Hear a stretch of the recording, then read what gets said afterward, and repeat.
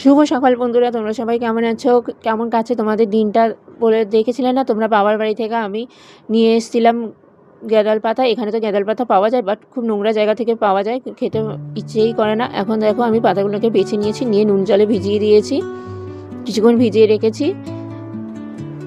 এবার পাতাগুলোকে সরু সরু করে কুচিয়ে নিয়েছি বড়া করার জন্য। আমার তো খুব খেতেই ভালো লাগে, আমার খুব পছন্দের এটা।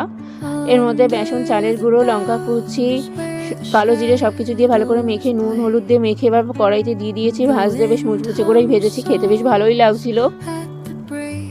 তারপর দেখো বাড়িতে যে মোমগুলো বেঁচে গেছিলো সেই মোমগুলোকে একটা বাটির মধ্যে দিয়ে গলাতে দিয়েছি। এবার একটা নিয়ে নিয়েছি নারকেলের বাটি, তার মধ্যে সলতে রেখে দিয়েছি এবং এই মোমটা এবার ওর মধ্যে ঢেলে দিয়েছি। দিয়ে এবার মোমটাকে একটু শক্ত হতে হওয়ার জন্য বাইরে রেখেছি।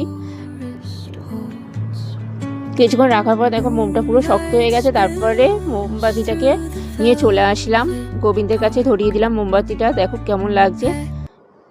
Tata, bye bye.